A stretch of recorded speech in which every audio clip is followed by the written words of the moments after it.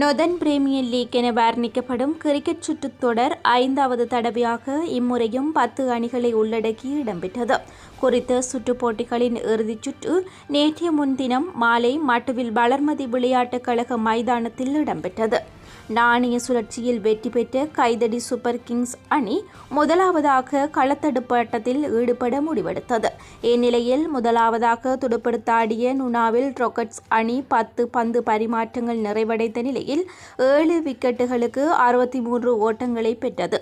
பதிலுக்கு துடுப்படுத்தாடிய Kaithady super Kings அணியினர் 8 ஓவர்கள் நிறைவில் 2 விக்கெட்டுகளை இழந்து 65 ஓட்டங்களை பெற்று வெற்றி பெற்றது.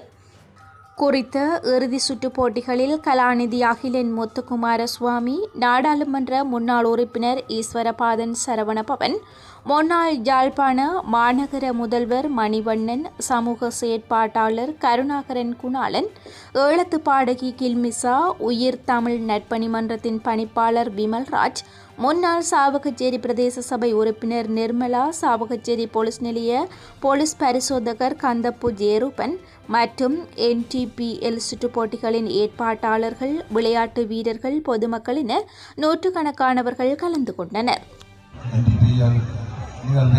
வெற்றி நாயகர்களாக இங்கே எங்கள் முன் மிகவும் குதூகலமாக நின்று கொண்டிருக்கின்ற கைதடி சூப்பர் கிங்ஸ் அணியினருக்கு மனமார்ந்த வாழ்த்துக்களை தெரிவித்துக் கொண்டு வண்ணரப்பாக இங்கே விளையாடி தங்களது சிறப்பான விளையாட்டை எங்களுக்கு தெரிவித்து காட்டியுள்ள முன்னாள் ராக்கெட்ஸ் அணியினருக்கும் நமது வாழ்த்துக்களை தெரிவித்துக் கொண்டு இன்று இவ்வளவு ஒரு மாபெரும் நிகழ்வாக இந்த நிகழ்வை நடாத்தி கொண்டிருக்கும் NTPL குழுமத்தின் தலைவர் நிரஞ்சி அவர்களுக்கும் அவர்களுடைய குழுவினருக்கும் எனது பாராட்டை தெரிவித்துக் கொண்டிருக்கிறேன்.